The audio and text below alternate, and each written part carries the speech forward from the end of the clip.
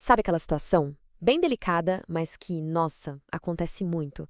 Imagina a cena. A pessoa prepara um gesto romântico com todo o carinho do mundo, mas a recepção não é bem a que se esperava. É um momento de vulnerabilidade, né? Pode gerar uma confusão danada, e é por isso que hoje a gente vai mergulhar nisso para entender como navegar por essa situação. Pensa só, tudo sempre começa com a melhor das intenções, não é? A ideia é surpreender, criar um momento especial, quem sabe até reacender aquela chama. É um ato de amor, de entrega, uma tentativa super genuína de criar uma conexão mais profunda. Mas e aí? O que acontece quando a reação do outro lado é, sei lá, um silêncio, um desconforto, uma certa estranheza? A decepção bate na hora, né? E a cabeça começa a mil, disparando perguntas. O que essa reação quer dizer? Será que o problema foi o que eu fiz? Ou é algo na relação? É exatamente aqui que a nossa conversa de hoje começa. Ok, então antes de sair tirando qualquer conclusão, o primeiro passo é calma, respira fundo e tentar entender. E isso significa uma coisa bem importante: mudar a nossa perspectiva. É sair daquele nosso sentimento de fui rejeitado e tentar olhar com mais empatia, com mais compaixão para o que pode estar se passando na cabeça da outra pessoa.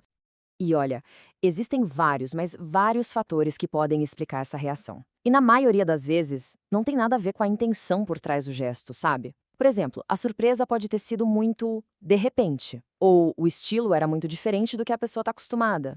Às vezes, existe uma insegurança com o próprio corpo que nunca foi dita em voz alta. Ou, olha que coisa, até o estresse do dia a dia, que afeta a libido, ou uma preocupação com grana. Tudo isso pode ser um bloqueio. O ponto central, o mais importante de tudo, é que raramente, muito raramente mesmo, a reação é um ataque pessoal. Beleza. Depois que a gente entende que o problema pode não ser pessoal, vem a parte, talvez a mais importante de todas: a conversa, a comunicação. É aqui que a mágica acontece, sabe? Uma situação que poderia ser um mal-entendido super doloroso pode virar uma chance de alinhar as coisas, de criar uma conexão ainda maior, mas o jeito que essa conversa rola é fundamental. O segredo para essa conversa dar certo é criar um ambiente seguro. Não é para ser uma DR, uma confrontação, nada disso. É um convite para o diálogo. Então, a primeira coisa é escolher um momento calmo, privado. Depois, em vez de acusar, começar falando sobre como a situação te fez sentir. Aí, perguntar de verdade, com curiosidade, sobre as preferências da outra pessoa. E a parte mais difícil, talvez, ouvir sem interromper. E, claro, manter sempre um tom leve e amoroso. Isso desarma qualquer defesa e abre a porta para a honestidade. E aqui a gente vê na prática o poder que as palavras têm. Olha a diferença. Falar, você sempre reage assim, ou você nunca gosta das minhas surpresas, soa como uma acusação. Fecha a porta na hora, né? Agora, olha a mágica de mudar a abordagem. Dizer, eu senti um pouco de confusão com a reação, ou eu esperava que a gente pudesse se conectar. Percebe? A gente troca o você, que aponta o dedo, pelo eu, que compartilha um sentimento. Isso muda completamente o jogo, abre a porta para uma conversa de verdade, para colaboração. E depois de uma boa conversa, o caminho é o da reconstrução.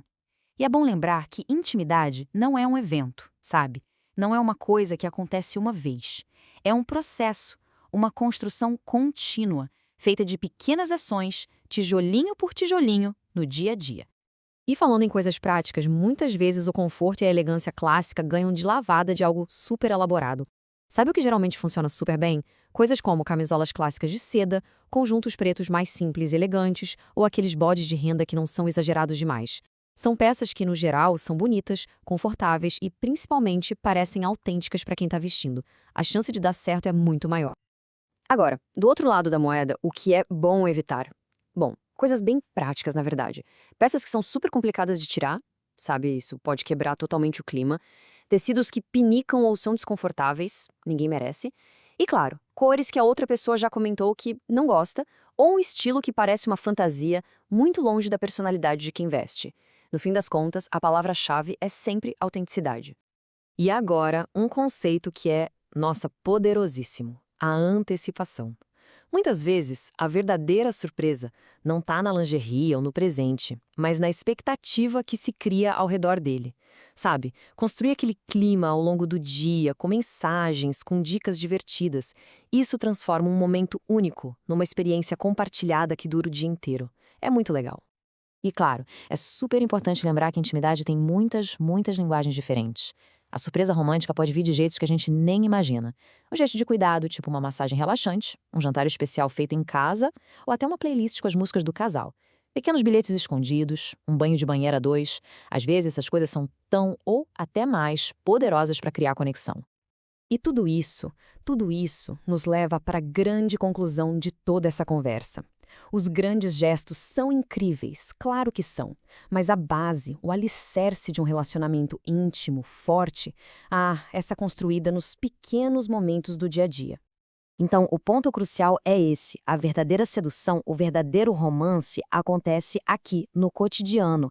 Acontece num elogio sincero do nada, naquela xícara de café preparada com carinho de manhã, nos bilhetinhos bobos, naquele abraço longo que parece que recarrega a alma, nas risadas, nas piadas internas que só o casal entende. São esses gestos que constroem a segurança e o desejo que preparam o terreno para que as grandes surpresas funcionem. E para a gente fechar, essa citação resume tudo de um jeito perfeito.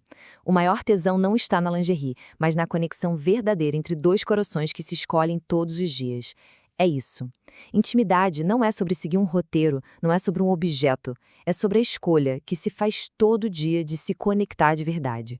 Então, no fim das contas, talvez a pergunta certa não seja como fazer a surpresa perfeita, e sim como a gente pode se conectar melhor hoje.